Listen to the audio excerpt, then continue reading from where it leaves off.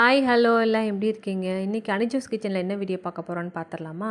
இன்றைக்கி வந்து பார்த்திங்கன்னா கார அடைக்கு தாங்க ஊற வச்சுருக்கேன். என்னோடய ஸ்டைலில் நம்ம எப்படி செய்வோன்னு பார்த்துடலாம். ஃபஸ்ட்டு வந்து பார்த்திங்கன்னா 1 டம்ளர் துவரம்பருப்பு, 2 டம்ளர் அரிசி எடுத்துக்கலாம். நீங்கள் இட்லி அரிசி இல்லை சாப்பாட்டு அரிசி உங்களுக்கு எது வேணுமோ அது எடுத்துக்கலாம். ஒரு நைட்டு நல்லா ஃபுல்லாக ஊறணுங்க. இல்லை அப்படின்னா ஒரு 4 மணி நேரமாவது ஊறணும். இன்றைக்கி சண்டேன்றதுனால இட்லி மாவுக்கு அரைச்சேன். சரி கூடவே இதையும் அரைச்சிடலாம் அப்படின்னு சொல்லிட்டு ஊற வச்சுட்டேன்.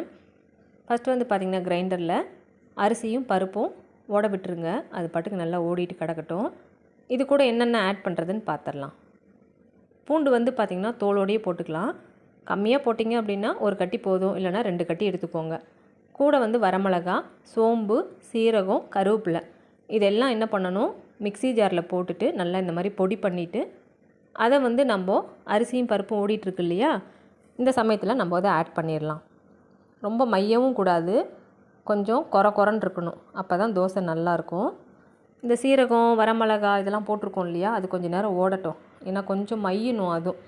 அதனால் போட்டுட்டு எல்லாத்தையும் ஓட்டி விட்டுட்டோம் அப்படின்னா இந்த மாதிரி வந்துடுங்க. அவ்வளோதான், வேறு எதுவும் இல்லை. அரைக்கும் பொழுதே பார்த்திங்கன்னா அப்படியே வாசனை ரொம்பவே நல்லாயிருக்கும். அந்த பூண்டு, சீரகம், சோம்பு இதெல்லாம் சேர்ந்து ஒரு ஸ்மெல் கொடுக்கும் பாருங்கள், அப்படி இருக்கும் அது. அதுக்கப்புறம் அவ்வளோதாங்க. இப்போ வந்து ஒரு பாத்திரத்தில் மாற்றிட்டு கொஞ்சமாக உப்பு, பெருங்காயத்தூள் போட்டுட்டு நல்லா கலக்கிக்கோங்க. இது வந்து புளிக்கணும்னு அவசியம்லாம் இல்லை, உடனே நம்ம ஊற்றிடலாம், ரொம்ப நல்லாயிருக்கும்.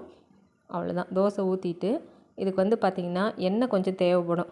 எண்ணெய் அளவாக ஊற்றணும் அப்படின்னா கொஞ்சம் டேஸ்ட்டு கம்மியாக இருக்கும். எண்ணெய் கொஞ்சம் ஜாஸ்தியாக ஊற்றணும் அப்படின்னா டேஸ்ட்டு சும்மா அட்டகாசமாக இருக்கும். இது வந்து கார தோசை சாப்பிட்றவங்களுக்கு தான் தெரியும். அவ்வளோதான். ஊற்றிட்டு நல்லா 2 பக்கமும் திருப்பி போட்டுக்கணும். இது வந்து பார்த்திங்கன்னா நார்மலாகவே செவந்துடும். ஏன்னா நம்ம பருப்பு ஆட் பண்ணியிருக்கோம், வரமிளகா ஆட் பண்ணியிருக்கோம் இல்லையா, அதனால் பார்த்திங்கன்னா நல்லா திருப்பி போட்டுட்டோம் அப்படின்னா நல்ல கலர் கொடுக்கும். டேஸ்ட்டு ரொம்ப அட்டகாசமாக இருக்கும். இந்த சமயத்தில் பார்த்திங்கன்னா வாசனை அடிக்கும் பாருங்கள், ஒரு வாசனை. அது அப்படியே பசியை தூண்டுற மாதிரி இருக்கும் அந்த கார தோசைக்கு மட்டும். அவ்வளோதான், ரெடி ஆகிடுச்சு.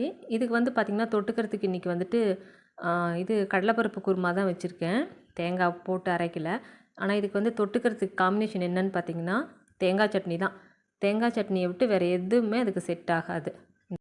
நிறைய பருப்பெல்லாம் போட்டு செய்கிறோம் இல்லையா, எனக்கு என்னமோ அதை விட இது கொஞ்சம் டேஸ்ட் அதிகமாக இருக்கிற மாதிரி தோணும் எனக்கு. அதனால் மற்ற பருப்புலாம் எதுவும் ஆட் பண்ண மாட்டேன். துவரம்பருப்பு, அரிசி மட்டும்தான் போட்டு அரைப்பேன் நான். இது வந்து பார்த்திங்கன்னா வாசனை அவ்வளோ அட்டகாசமாக இருக்கும் சாப்பிட்றப்ப. அது தோசை ஊற்றுறப்பவே அவ்வளோ அட்டகாசமாக இருக்கும். நீங்களும் இதே போல் ட்ரை பண்ணி பாருங்கள். நம்ம வீட்டு கண்ணுக்குட்டி பாருங்களேன், எவ்வளோ அழகாக ஜம்முன்னு மடியில் உட்காந்துட்டு அப்படியே ஒரு போஸ் கொடுத்துட்ருக்கிறாரு பாருங்கள். அவன் வந்து கொஞ்சனா மட்டும்தான் அவனுக்கு வந்து திருப்தியே. அழகாக மடியில் ஏறி உட்காந்துட்டு ஒரே கொஞ்சல்.